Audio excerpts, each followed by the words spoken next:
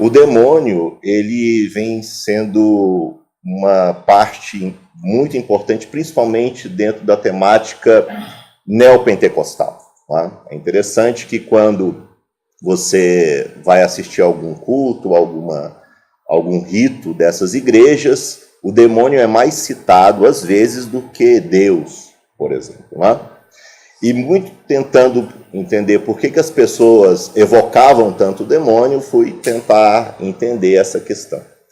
Hoje o tema não é o demônio, tá? Só estou aqui falando do demônio, porque o demônio também é um fomentador de medo, mas mais do que um fomentador de medo, por incrível que pareça, o demônio também é um caminho para encontrar algumas respostas. O demônio e a crença no demônio é uma forma de você compreender o mundo. E principalmente compreender os medos, compreender as dores, compreender, por exemplo, o não entender do mundo, o não entender da violência, da miséria, da fome. Né? Tanto é que algumas respostas que eu encontrei em relação às representações sociais do demônio, primeira resposta, que o demônio é um redutor de complexidades. Ou seja, é mais fácil compreender o demônio do que compreender as estruturas em que as pessoas são inseridas, por exemplo, fome, miséria, desemprego, violência, assassinato, drogas, prostituição. Então, quer dizer, não é?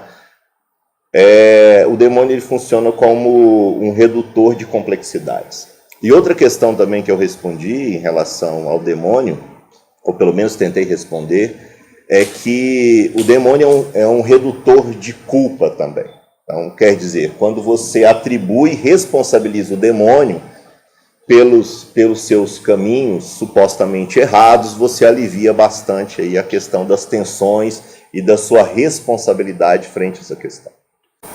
Agora, a pergunta é, já que a temática é a questão do medo, é a representação da morte, e o que a gente vai discutir aqui hoje.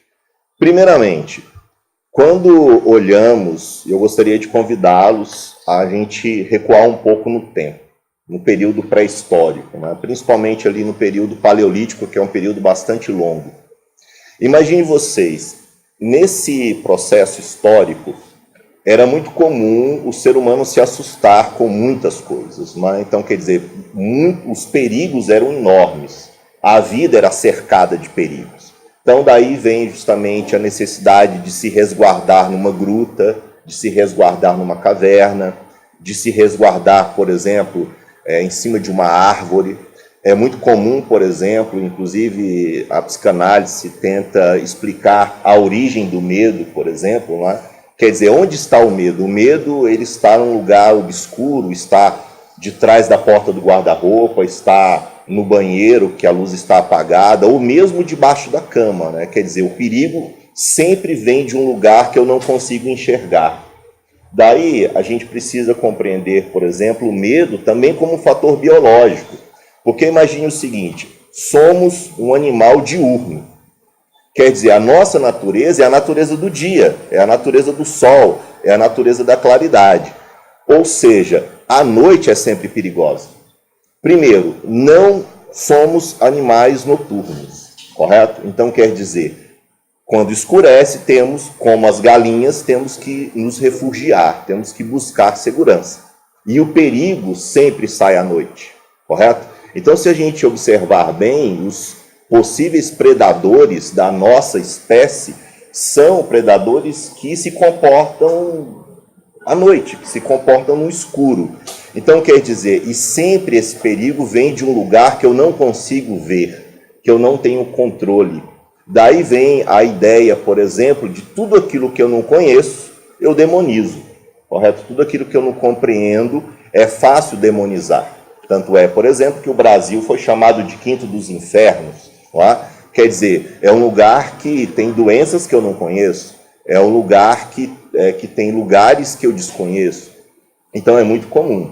Se nós olharmos, por exemplo, o próprio Oceano Atlântico, a princípio era chamado de Mar Tenebroso, povoado de criaturas gigantescas, etc. Não é? Então, quer dizer, o medo está guardado em lugares desconhecidos. Então, nós precisamos pegar o medo como um fator biológico, o medo como um fator comportamental E o medo também como uma força instintiva de sobrevivência. Quer dizer, é preciso ter medo para sobreviver. Agora, nós não estamos falando necessariamente desse medo biológico, desse medo que qualquer outro animal tenha, mas de um medo simbólico, de um medo que é construído por um ser humano que não é necessariamente esse ser humano primitivo, mas é um ser humano que vai conseguir justamente dar um salto qualitativo, e principalmente quando há um desenvolvimento bio-neuro-histórico, ou seja, há um desenvolvimento cerebral, há um desenvolvimento cognitivo que vai permitir que este ser humano ele consiga elaborar de forma um pouco mais sofisticada este medo transcendental. Não é mais um medo imanente, não é mais um medo que é provocado por um animal nocivo, por exemplo, como um tigre dentes de sabre, mas é um medo que está atrás desse medo. É um medo invisível, por exemplo. É um medo como a gente pode ver aqui em alguns personagens como este, correto? É um medo simbólico, e que é um medo mais sofisticado, correto? Então, da mesma forma que este homem primitivo, ele começa a pintar, a produzir pinturas rupestres, por exemplo, e da mesma forma que ele vai esculpir as Vênus, representando provavelmente a fertilidade, e da mesma forma que este homem ele vai inaugurar algo chamado religião, religiosidade e espiritualidade, ele também vai promover um salto qualitativo dentro de um mundo fora do mundo. Ou seja, ele sai de uma realidade imanente, mesmo permanecendo nela ainda, e ele transfere este medo físico ao medo transcendental. Correto? Aí quer dizer, da mesma forma que aqui na Terra existem os provocadores do medo, além dessa Terra, numa transcendência dessa Terra, há também uma criação de medos simbólicos. Então a pergunta que se faz, é o céu que espelha a Terra ou a Terra que espelha o céu? Ou seja, este indivíduo, ele pega este medo, que é um medo natural a qualquer outro animal, e ele joga esse medo para cima, ele joga esse medo para fora dele. Ou seja, ele abstrai esse medo. Aí nós temos, por exemplo, figuras interessantes, como os demônios, como os espíritos malignos, como, por exemplo, as bruxas, como um mundo invisível. Mas esse mundo invisível, não se esqueçam, ele é muito concreto. Ele é muito concreto. Então, é interessante pensar, por exemplo, na questão do medo. O medo, na realidade, quando você vê esse personagem, e por que esse personagem ele é tão famoso assim? Porque ele canaliza os nossos medos que são reais, que são concretos. O medo de uma criança quando sofre abuso, o medo de uma criança ou de um adolescente que é agredido na escola, o medo e a insegurança, por exemplo, e uma falta de perspectiva de futuro, o medo que é real, porque ele está concreto no nosso dia a dia, na nossa realidade, no nosso cotidiano. Então, esses personagens, eles nunca vão perder suas forças. Eles sempre vão existir. Porque os medos, eles são reais. Eles são vivenciados. Quando você sai de casa, você faz seguro, você tem medo de ser assaltado, você tem medo que uma bala perdida te encontre. E esses medos, eles são canalizados nessas figuras. E essas figuras são extremamente representativas. E é interessante que isso tudo se transforma no medo do palhaço, no medo de uma figura horrenda, por exemplo. Daí outra parte interessante, não é? Por que o medo e por que a morte é feia? Por que essa representação? Porque a morte, ela nem sempre foi feia.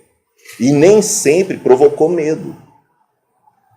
A morte, em muitas culturas, ela é esperada. Inclusive, por exemplo, é bem interessante perceber isso. E uma outra questão que eu defendo, esse desejo de morte, é porque um lugar que nos dava proteção, abrigo, aconchego e carinho era o útero materno. Em algumas culturas, por exemplo, é muito comum ver o morto sepultado na posição fetal. E não é incomum, por exemplo, uma pessoa, quando está num quadro depressivo, ela se trancar no quarto, apagar as luzes, ficar debaixo de cobertas, deitada, encolhidinha, na posição fetal. Porque o útero de mamãe era um lugar em que o Jason não entrava. Não havia palhaços provocadores de medo. Não haviam pesadelos terríveis que nos dragavam em nossos lençóis. Era um lugar protegido. E queremos ir para onde? De volta para o útero. De volta para esse lugar aconchegante. De volta para esse lugar aprazível. Correto? É interessante perceber, por exemplo, que nós, principalmente se a gente for pensar no Zygmunt Bauman, por exemplo, há uma liquefação, uma dissolução, por exemplo, inclusive dos medos. Primeiro, nessa sociedade chamada pós-moderna, esse medo, principalmente o medo da morte, ele se dissolve, ele se vulgariza, por exemplo, e ele se torna extremamente banal, porque eu ligo a TV num programa sensacionalista, estão falando sobre mortes, estão falando sobre tragédias, eu abro uma Coca-Cola e tomo minha Coca com uma batata frita, assistindo a desgraça e a dor do outro. Porque aquilo não me perturba mais.